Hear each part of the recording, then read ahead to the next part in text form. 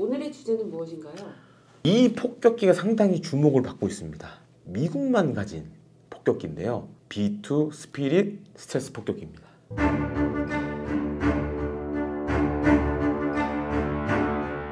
그 B2 스피릿에 대해서 좀 설명을 해주세요.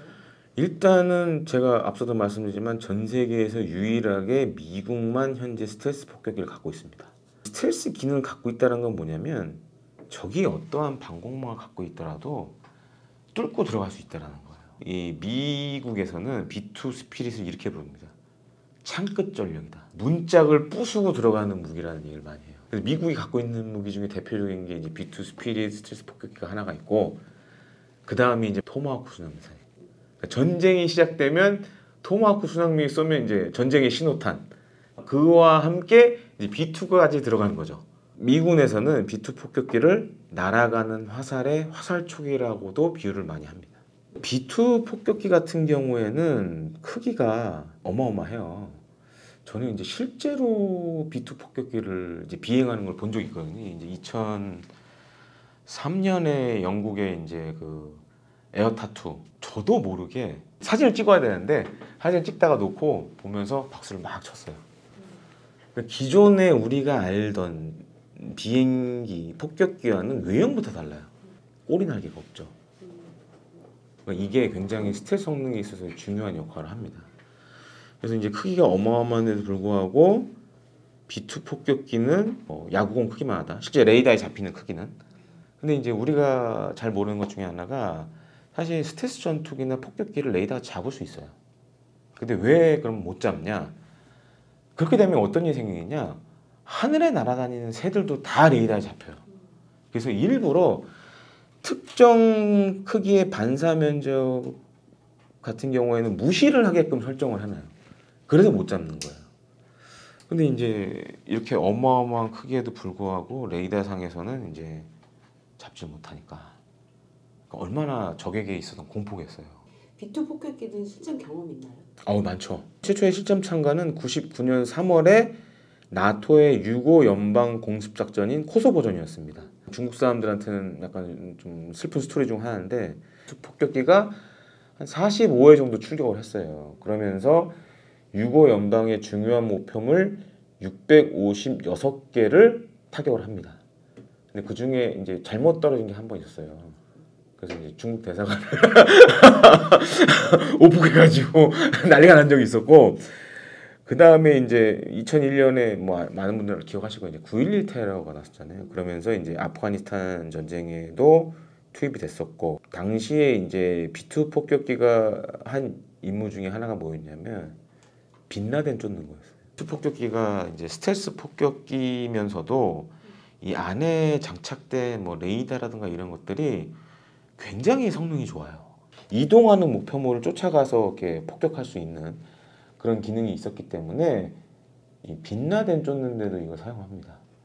그리고 2003년 그 이라크전 때도 한 4기 정도의 B2 폭격기가 투입이 됐었고, 사담 후세인 제거, 그리고 사담 후세인의 그 따르는 핵심 인물과 지휘관들 제거에 B2가 다 동원이 됐었어요. 그러니까 어떻게 하냐면 B2를 일단 이라크 상공에 띄워놓고 그 지상에 뭐 특수부대나 아니면 이제 CIA의 그런 요원들이 알려주는 거예요. 지금 사담 후세인이 어디에 숨어 있다. 빨리 때려라. 그러면 폭탄을 잔뜩 싣고 있는 B2가 날아가서 폭탄을 떨어부는 거예요. 그런 임무를 굉장히 많이 했고, 그 다음에 이제 그 지금은 이제 없어졌지만 과거에 이제 가다피 제거하는 대리비아 공습 작전인 오디세이 새벽 작전에서도 첫날에 이 세 대의 B2 폭격기가 미 본토에서 출발해서 리비아까지 갑니다. 그래서 장장 8,300km를 공중급을 받으면서 나가는 거예요. 한 지구 한 반 바퀴를 거의 날아가서 때렸는데, 그러니까 한 25시간 넘게 비행을 했다고 그러더라고요. 그때. 그리고 이제 이 과정에서 한 4차례 공중급을 받았다. 재래식 공격 능력과 핵 공격 능력을 동시에 갖고 있는 멀티롤이란 말이에요. 일단 최대 한 23톤의 각종 무장을 탑재할 수가 있습니다. 거기는 핵무기도 들어가 있고 재래식 무기도 들어가 있는데, 지금 잘 보시면 미국의 전략 폭격기가 두 종류가 있죠. B2가 있고 B-52가 있고, 그다음에 B-1B는 이제 전략 폭격기에는 해당이 안 됩니다. 재래식 무기만 사용하기 때문에. 근데 B-52는 보통 그 순항 미사일을 이용한 핵 공격만 전담을 하고 있어요. 반면에 B2는 스텔스 성능이기 때문에 핵폭탄을 달고 적진 깊숙이 들어가서 핵폭탄을 떨구는 임무를 맡고 있어요. B2 폭격기 2대 같은 경우에는 일반 전투기 72대에 해당하는 그런 각종 무장을 탑재할 수가 있어요. 이런 거예요. 그러니까 16발을 투하했는데 이게 우리가 흔히 융단 폭격이라는 얘기를 많이 하잖아요. 이 B2는 그런 게 아니에요. 16개의 각기 다른 목표를 다 하나씩 때리는 거예요. 이런 걸 실제로 할 수가 있어요. 실제로 이건 영상도 있습니다. 이제 500파운드급 제이담 80발을 투하한 적도 있어요.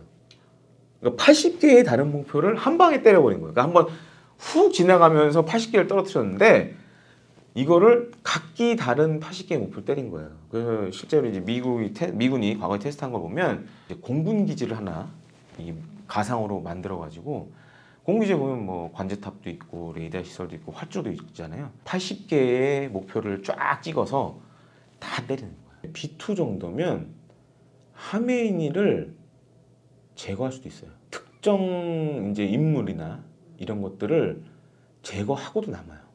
근데 또 레이더에 안 잡혀. 적에게는 정말 이 심리적 공포가 어마어마한 거죠. 트럼프 대통령이 그런 얘기 하잖아요. 뭐 완전한 항복하라고 막 이런 얘기 하잖아요. 그게 진짜 미국의 힘이에요. 그게 B2 폭격기예요. 여러분의 구독과 좋아요 그리고 알림 설정은 대한민국 국방에 큰 힘이 됩니다.